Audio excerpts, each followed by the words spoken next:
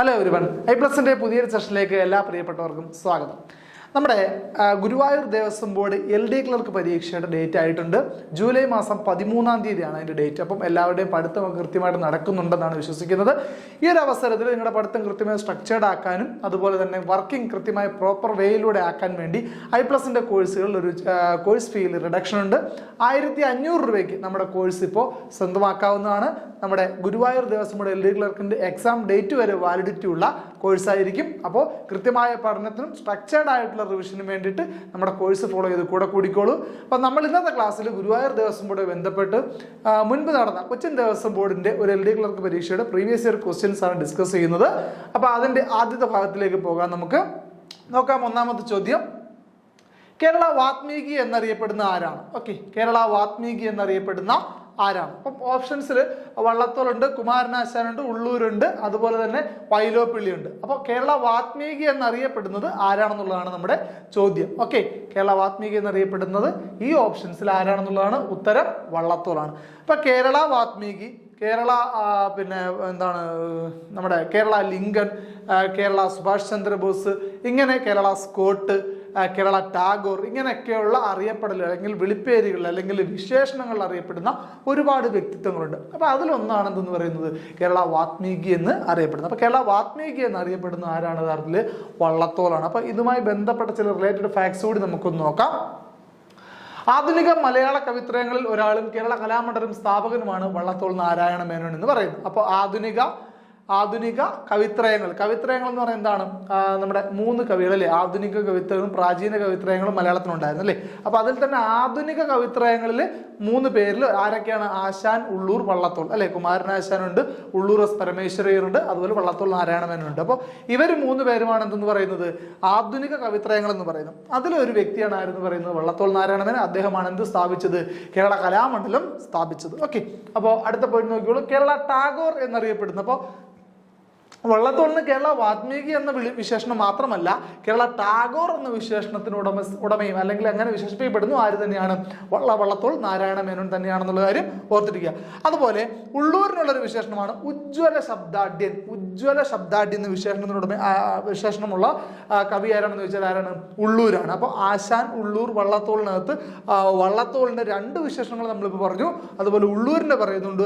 അടുത്തത് കുമാരനാശാന്റെ വിശേഷണം എന്താണെന്ന് വെച്ചാൽ സ്നേഹഗായകൻ എന്ന വിശേഷണത്തിൽ അറിയപ്പെടുന്ന കേരളത്തിലെ കവിയാണ് ആരെന്ന് പറയുന്നത്? കുമാരനാശാൻ എന്ന് പറയുന്നത്. അപ്പോൾ ആധുനിക കവിത്രയങ്ങളിൽ ആശാനും ഉള്ളൂരിനും വള്ളത്തോളിനും 3 പേർക്കും വിശേഷണങ്ങൾ നമ്മൾ ഈ ഒരു ചോദ്യത്തിന്റെ ഭാഗമായിട്ട് റിലേറ്റഡ് ഫാക്ട്സ് ആയിട്ട് പറഞ്ഞു കഴിഞ്ഞു. കൃത്യമായി മനസ്സിലാക്കി വയ്ക്കുക. ഓക്കെ, കേരള ഹെമിംഗ്വേ എന്നറിയപ്പെടുന്നത് MT വാസുദേവൻ. നമുക്ക് ഈ ക്വസ്റ്റ്യൻ്റെ അകത്ത് നമുക്ക് എല്ലാ വിശേഷണങ്ങളും ഇങ്ങനെ ഉൾക്കൊള്ളിച്ച് പോകാൻ സാധിക്കുന്നില്ല, കാരണം അതിന് പരിമിതി ഉണ്ടല്ലോ. നമ്മൾ ക്ലാസ്സിൻ്റെ ഡ്യൂറേഷനും അതുപോലെ തന്നെ അടുത്ത ക്വസ്റ്റ്യൻസിലേക്കൊക്കെ പോകേണ്ടതുണ്ട്. നമ്മൾ വളരെ കുറച്ച് വിശേഷണങ്ങൾ മാത്രമാണ് ഉൾപ്പെടുത്തിയിരിക്കുന്നത്. അപ്പോൾ ഇതുപോലുള്ള വിശേഷണം കൃത്യമായി റെഫർ ചെയ്ത് പഠിച്ചുകൊണ്ട് വേണം പരീക്ഷയ്ക്ക് പോകാൻ എന്നുള്ളതാണ്. അപ്പോൾ കേരള ഹെമിംഗ്വേ എന്നറിയപ്പെടുന്നത് MT വാസുദേവൻ നായരാണ്. അതുപോലെ കേരള മൊപ്പസാങ് എന്നറിയപ്പെടുന്നത് തകഴിയാണ്. അപ്പോൾ ഈ വ്യക്തിത്വങ്ങളെ ഫ്രണ്ടിൽ കേരള എന്ന് കൂടി ചേർക്കുമ്പോൾ കേരളത്തിൽ ഏതെങ്കിലും ഒരു വ്യക്തിത്വത്തിന് ആ വിശേഷണത്തിന് അർഹത ഉണ്ടാവുകയാണ് അല്ലേ?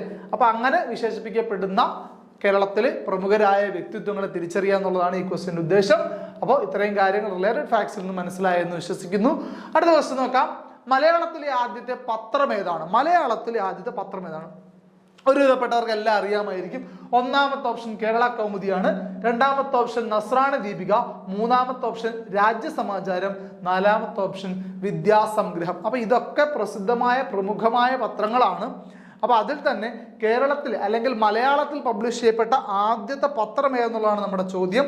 ഇതിനകത്ത് നിങ്ങൾ യഥാർത്ഥത്തിൽ ഇതിൽ നിന്ന് ഒരാളെ ചൂസ് ചെയ്യുമ്പോൾ ഈ പറയുന്ന ആൾക്കാരിൽ ഇപ്പൊ ഒരുവിധപ്പെട്ട ആൾക്കാരൊക്കെ ചിലപ്പോൾ 1 വേർഡായിട്ട് പഠിച്ചു വെച്ചിരിക്കുന്നതായിരിക്കും എന്ത്? കേരളത്തിലെ ആദ്യത്തെ പത്രം, മലയാളത്തിലെ ആദ്യത്തെ പത്രം ഇന്നതാണെന്നുള്ളത്. അതിനേക്കാൾ ഉപരി നമ്മുടെ ഈ പത്രങ്ങളുടെയൊക്കെ കൃത്യമായ പബ്ലിഷിംഗ് ആരംഭിച്ച എന്നാണെന്നുള്ള കാര്യം കൃത്യമായി അറിഞ്ഞിരിക്കുക എന്നുള്ളത് വളരെ പ്രധാനപ്പെട്ട ഒരു കാര്യമാണ്. കാരണം ഈ പത്രങ്ങൾക്കെല്ലാം അതിൻ്റെതായ പ്രാചീനതയുണ്ട്. അതായത് അത്രയും പഴക്കമുള്ള പത്രങ്ങളാണ്. അപ്പോൾ അതിനെപ്പറ്റി കൃത്യമായ ധാരണ ഉണ്ടാവുക എന്നുള്ളത് വളരെ ഇമ്പോർട്ടൻ്റ് ആണ്. അപ്പോൾ കേരള കൗമുദി ഓപ്ഷൻ എയിലുണ്ട്, നസ്രാണി ദീപികയുണ്ട്, രാജ്യസമാചാരമുണ്ട്, വിദ്യാസംഗ്രഹമുണ്ട്. ഇതിനകത്ത് ഓപ്ഷൻ ഉത്തരമായിട്ട് വരുന്നത് രാജ്യസമാചാരമാണ്. നമുക്ക് എല്ലാവർക്കും അറിയാമെന്നാണ് എൻ്റെ വിശ്വാസം. മലയാളത്തിലെ ആദ്യത്തെ പത്രം രാജ്യസമാചാരമാണെന്ന് അറിയാത്ത വളരെ ചുരുക്കം ആൾക്കാർ മാത്രമേ കാണുകയുള്ളൂ. ഓക്കെ, നോക്കൂ, നമുക്ക് അതുമായി ബന്ധപ്പെട്ട റിലേറ്റഡ് ഫാക്ട്സ് നോക്കാം. Rajyasamacharam ആരംഭിച്ചതെന്നാണ്.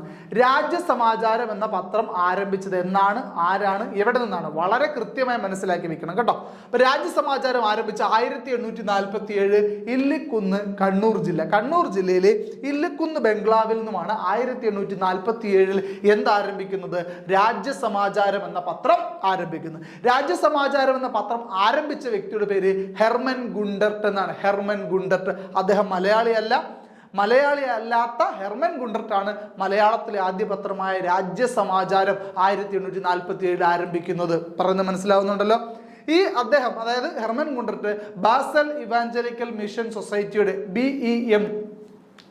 BMS Basel evangelical mission സൊസൈറ്റിയുടെ ഭാഗമായി ഇന്ത്യയിലെത്തിയ ബ്രിട്ടീഷുകാരനാണ്, അല്ലെങ്കിൽ UK നിന്ന് വന്ന വ്യക്തിയാണ്. അപ്പോൾ അവര് യഥാർത്ഥത്തിൽ ചെയ്ത് എന്താണെന്ന് വെച്ചാൽ, ഇന്ത്യയിൽ ഈ ക്രിസ്ത്യൻ മതത്തിൽ, അല്ലെങ്കിൽ ക്രിസ്തു മതത്തിന് പ്രചാരണം കൊടുക്കുക എന്നുള്ള ഉദ്ദേശത്തോടു കൂടിയാണ് അവർ വന്നത്.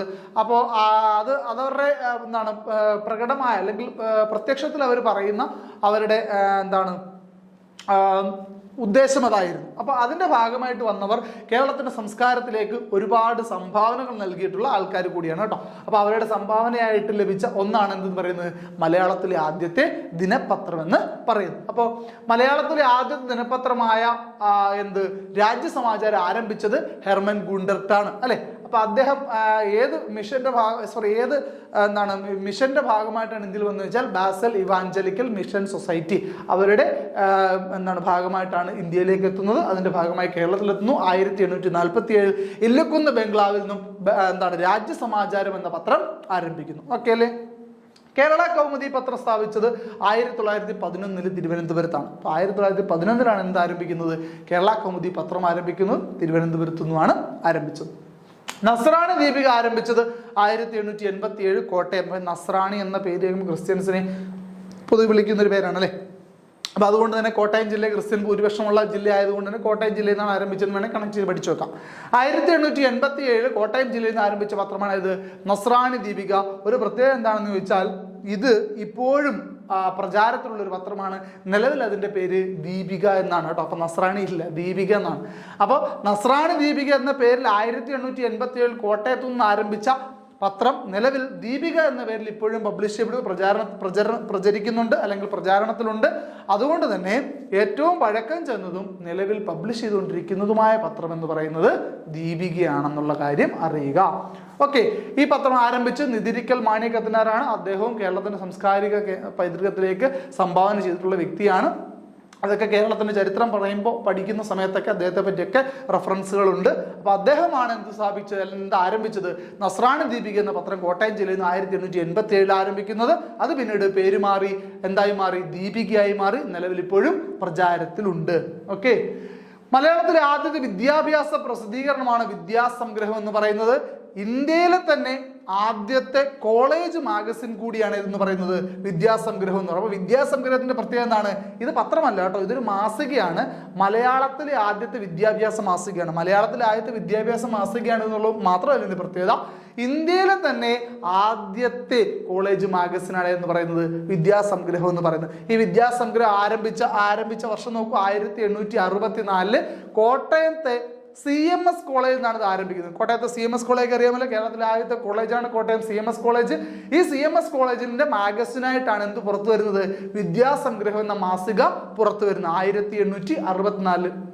എൻ്റെ ഓർമ്മ ശരിയാണെങ്കിൽ ഏകദേശം ഒരു 3-5 വർഷം കഴിയുന്നതിന് മുമ്പ് തന്നെ ഇത് പ്രചാരം അവസാനിപ്പിച്ചിട്ടുണ്ടായിരുന്നു.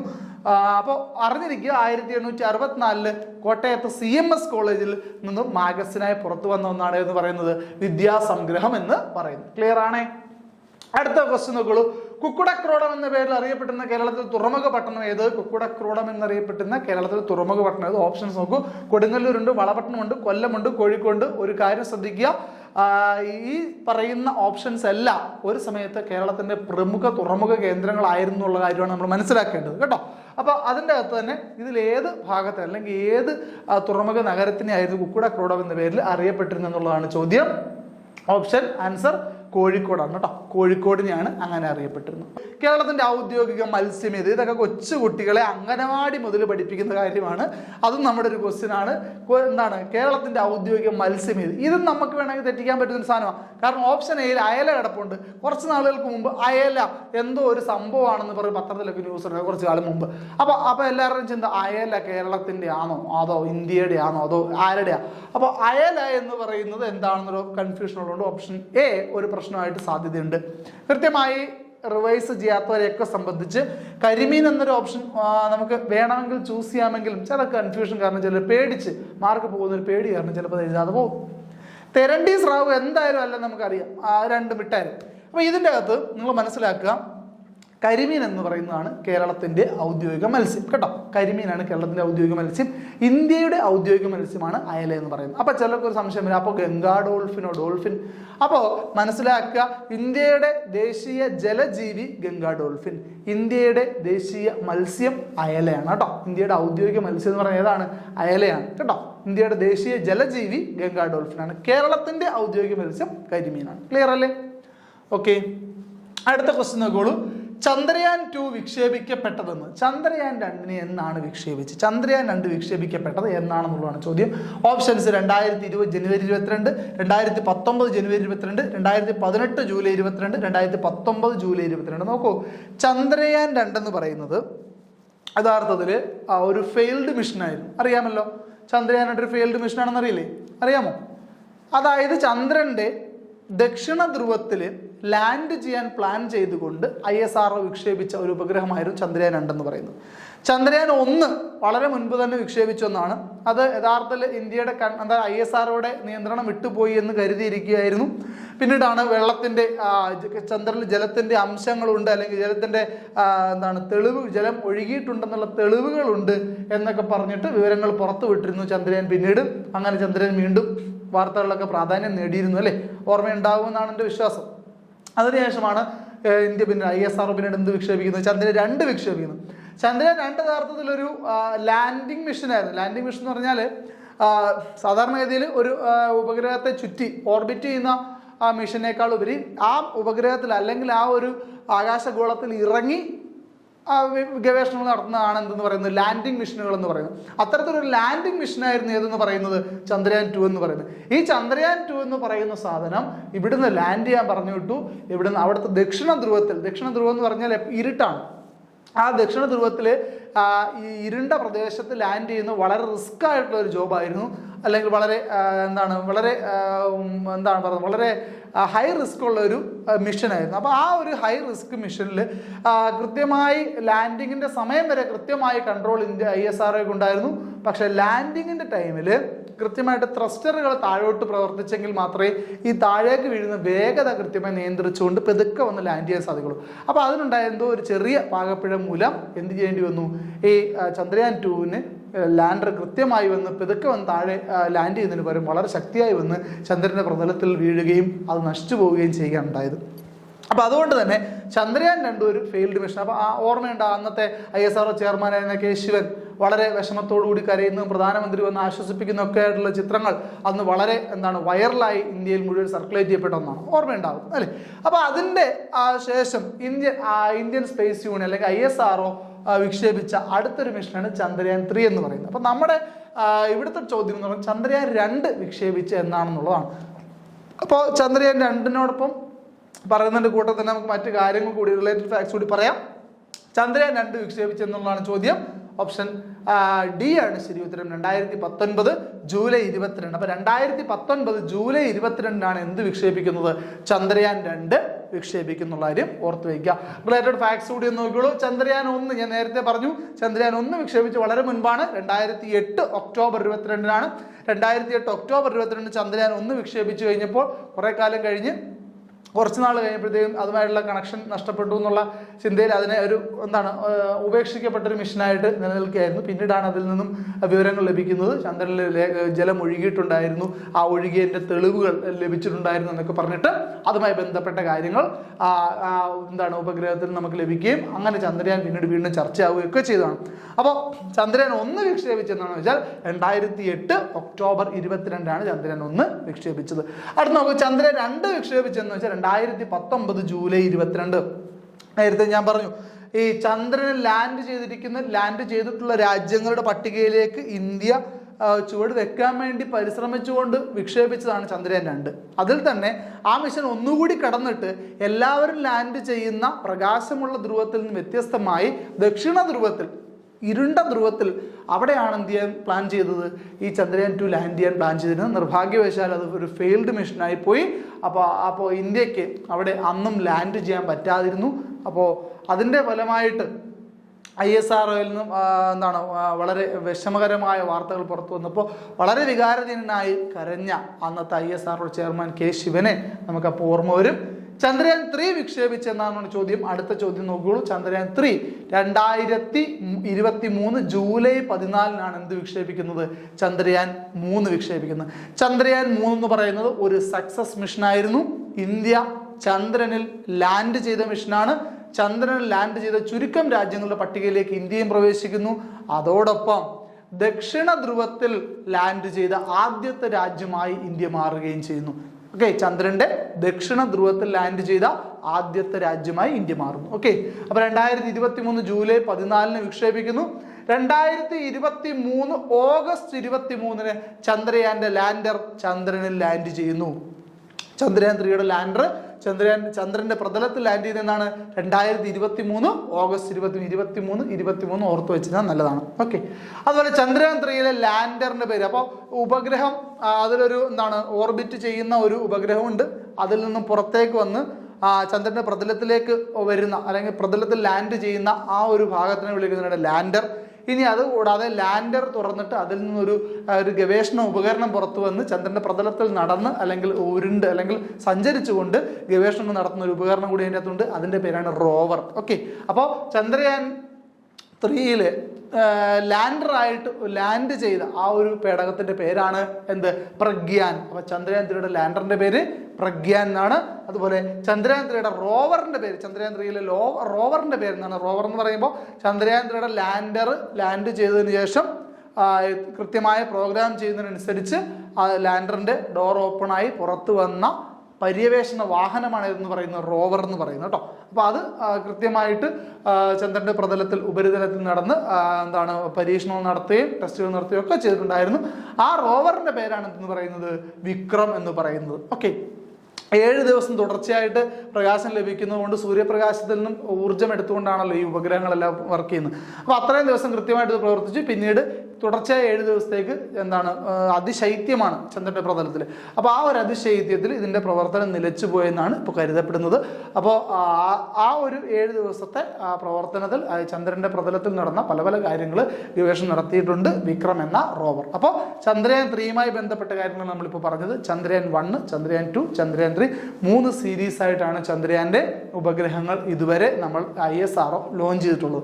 ഓക്കെ, അപ്പോൾ ഇത്രയും കാര്യങ്ങൾ നിങ്ങൾക്ക് ക്ലിയർ ആയെന്ന് കരുതുന്നു. അപ്പോൾ ഈ ക്വസ്റ്റ്യൻസിന്റെ ബാലൻസ് പോർഷൻസുമായിട്ട് നമുക്ക് ഈ ഒരു സീരീസ്, ഈ PYQ സീരീസ് കണ്ടിന്യൂ ചെയ്യേണ്ടതുണ്ട്. നമുക്ക് അടുത്ത സെഷനിൽ വീണ്ടും കാണാം. അതുവരെ ഗുഡ് ബൈ. ഒരിക്കൽ കൂടി ഓർമ്മിപ്പിക്കുന്നു, നമ്മുടെ എക്സാം ഡേറ്റ് വരെ ജൂലൈ 13 എക്സാം ഡേറ്റ് വരെ I+ന്റെ വാലിഡിറ്റിയുള്ള I+ന്റെ Guruvayur Devaswom board LD clerk പരീക്ഷയ്ക്ക് വേണ്ടിയുള്ള കോഴ്സ് ഇപ്പോൾ 1500 രൂപയ്ക്ക് അഫോർഡബിൾ റേറ്റിൽ അവൈലബിൾ ആണ്. അപ്പോൾ പഠിക്കാൻ താല്പര്യമുള്ളവരുണ്ടെങ്കിൽ എത്രയും പെട്ടെന്ന് തന്നെ ജോയിൻ ചെയ്തുകൊള്ളൂ, പഠിച്ചുകൊള്ളൂ. വളരെ ചുരുങ്ങിയ സമയത്തുകൊണ്ട് സ്ട്രക്ചേർഡായിട്ട് പഠിച്ച് നമുക്ക് മാക്സിമം മാർക്ക് സ്കോർ ചെയ്യാം. എല്ലാവർക്കും വിജയാശംസകൾ നേരുന്നു. Thank you.